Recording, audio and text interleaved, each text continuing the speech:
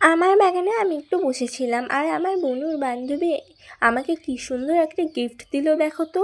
এই গাছটার নাম নাকি ওরা বলছিল পাতাবাহার গাছ, আর আমি বুঝতে পারছি না এই গাছটার নাম কি।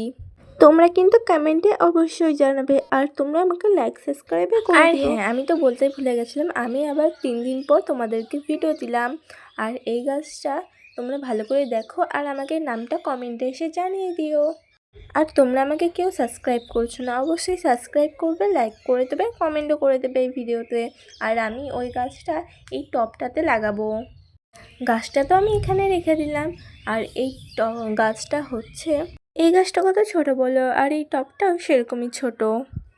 আর এটা হচ্ছে একটা তেলের বোতল। তেলের বোতলের নিচটা আমি একটু ফুটো করে নিয়েছি, সাইডেও একটু ফুটো করে নিয়েছি, যাতে অতিরিক্ত জলগুলো নিচ দিয়ে পড়ে যেতে পারে। আর আমার ভিডিও তোমাদের কাদের কাদের ভালো লাগে অবশ্যই কমেন্টে জানিও। আর দেখছো এই বোতলটা এতই ছোট, মাত্র আমার আঙুলের 3 আঙুল হচ্ছে। আর এত পরিমাণে ছোট তোমাদের কি বলবো। আর গাছটাও সেরকমই ছোট, গাছ অনুযায়ী টবটা একটু বড় আছে।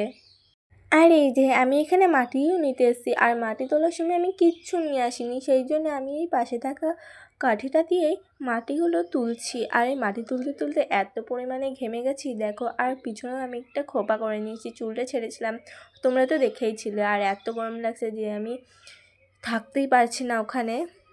আর আমি তো এখানে ভিডিও করতে করতে ফুল ভরা হয়ে গেছে এই টবে মাটিগুলো।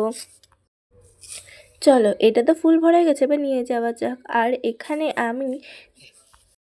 তো গাছ লাগিয়ে গাছটা জলও দেওয়া হয়ে গেছে। আর আমি ঘরে এসে জল খেয়ে নিয়েছি, আর পাখা চালিয়ে বসেও গেছি। আর আমার এত ঘাম হচ্ছিল, আর আমি একটুতেই প্রচুর ঘেমে যাই, তো এখন আমি জল খাই। So tata, bye bye.